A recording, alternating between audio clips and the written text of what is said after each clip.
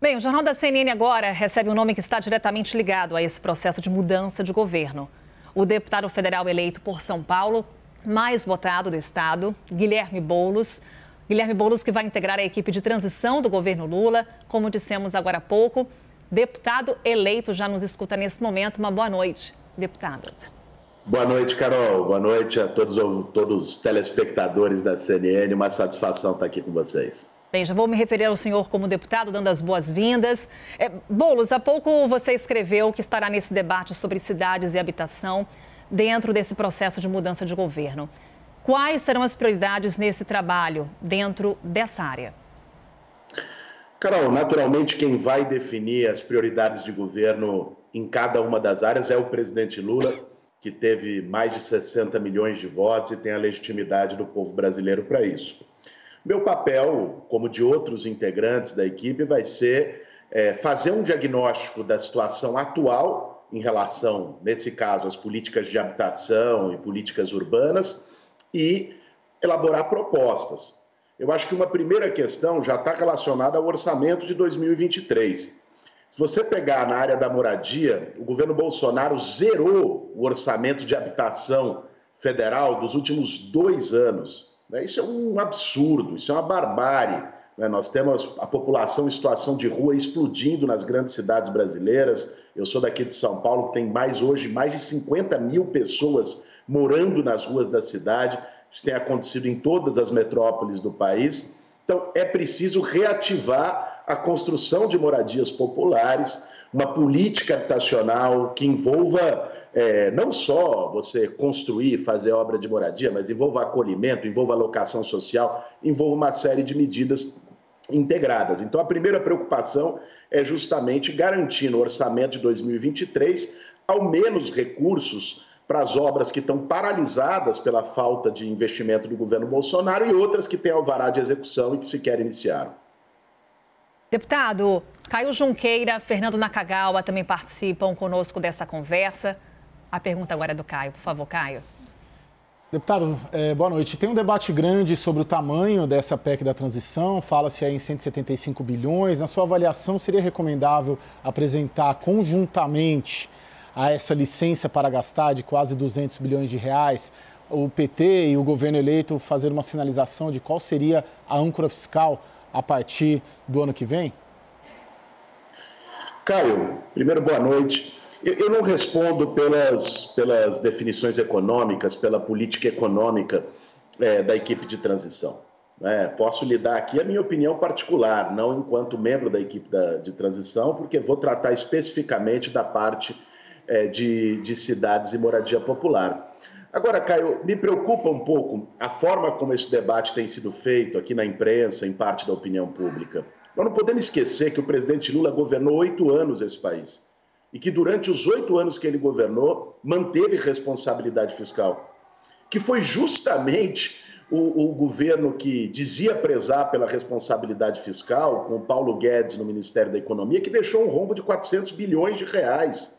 O Lula soube combinar, medidas de responsabilidade fiscal com medidas de investimento público, de responsabilidade social.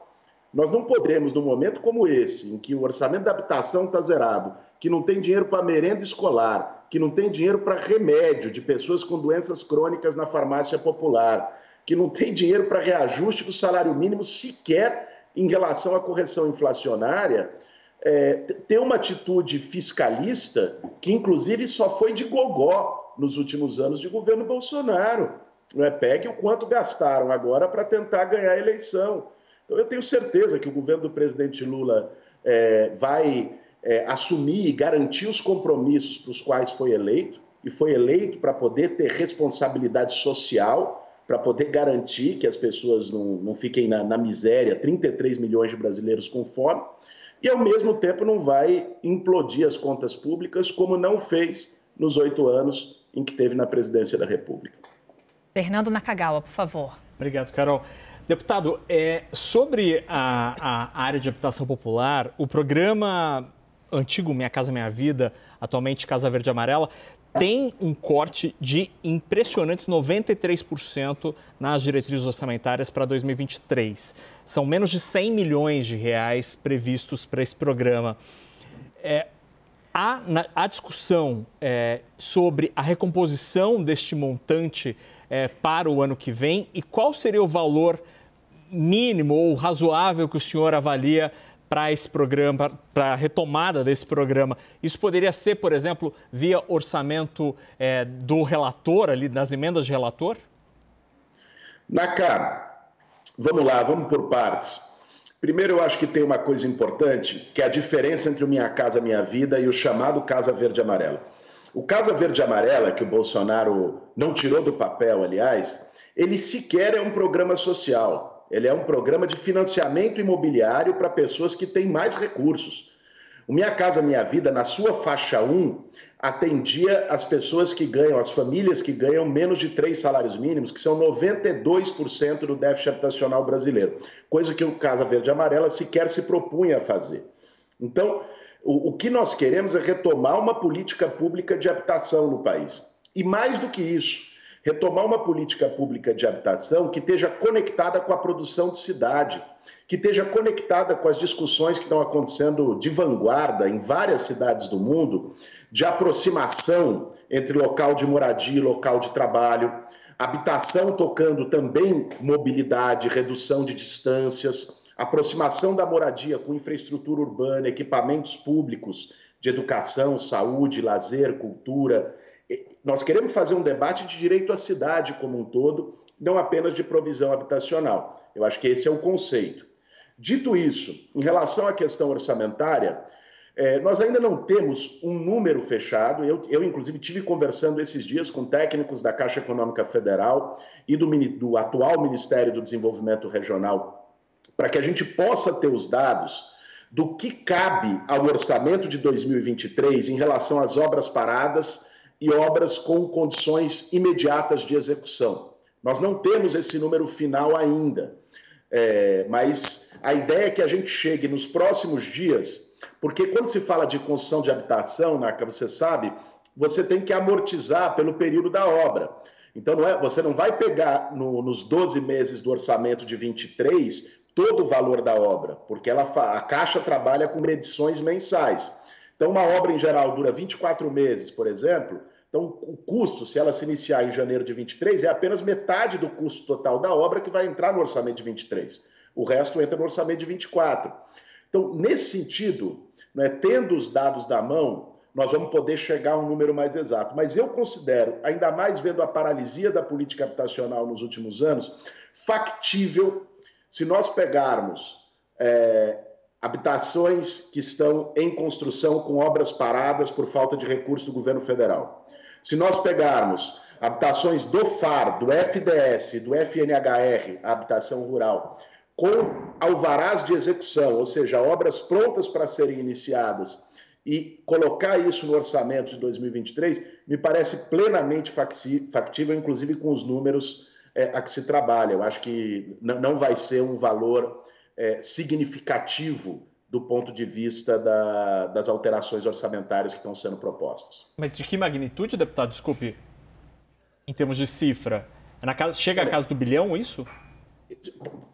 Pode chegar à casa do bilhão, mas não chega à casa do bilhão plural, certo? Não chega à casa dos 2 bilhões, provavelmente. Eu não tenho como te passar uma cifra agora, porque nós estamos recebendo ainda todos os dados. Perfeito. Tenho conversado, inclusive, com esses técnicos, outras pessoas também têm.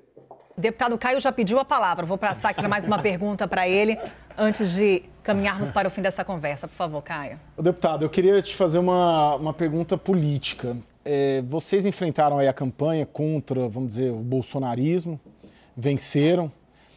Qual deve ser, na condição de governo eleito, a relação de vocês, governo eleito, com o bolsonarismo, que tem se mostrado, a despeito da derrota, um movimento com defensores capazes de bloquear rodovias, ir para a porta dos quartéis?